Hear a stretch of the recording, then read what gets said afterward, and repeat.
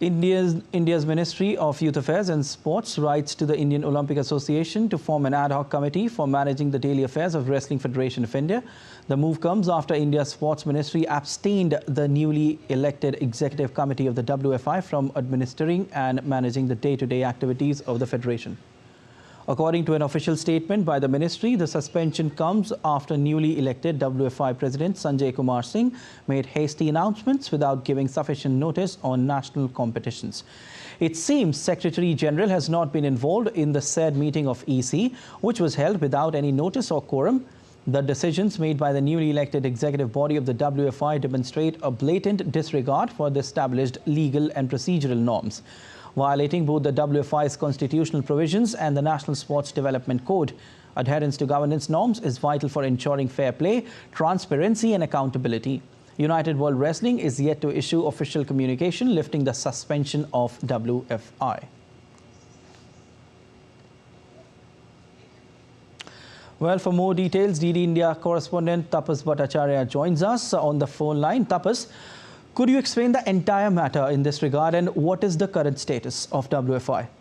Right, Siddharth. So let's just start from the first. When Sanjay Singh is the newly elected president of the Wrestling Federation of India, and he announced on 21st of this month that the day, in fact, he was elected as a president, that under 20 national for the wrestling will take place at Gonda and Nandini Nagar.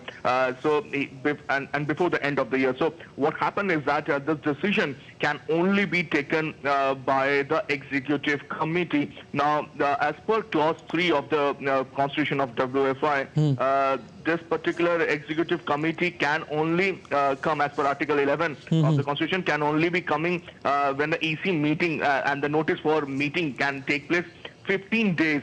At least a 15-day notice has to be given, and if an emergency meeting has to be called, it has to be called at least for, you have to give 7 days notice for that. Okay. So that was one part of it where they actually violated their own constitution.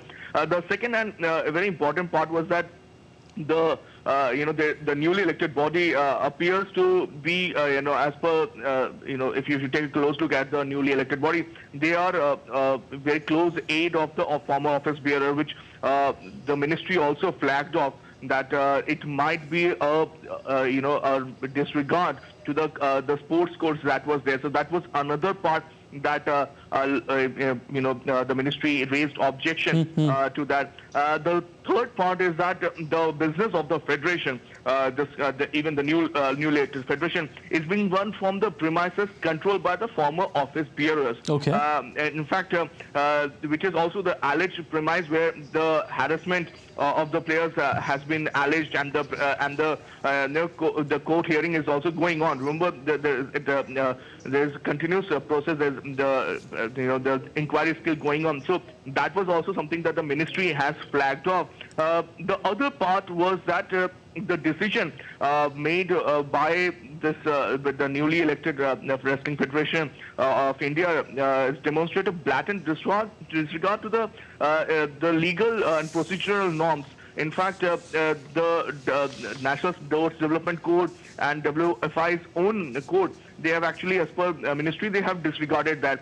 And you just mentioned the fact that the international body for wrestling is yet to, in fact, issue an official communication. Correct. We've been told that the newly elected body has tried to approach the international body also and the ministry also in this regard. But again, before getting a formal recognition from both the federation, from the international body as well as from it is very difficult to come up and give all those announcements. So that's something that the ministry has taken a close look and has actually suspended their activities for that matter.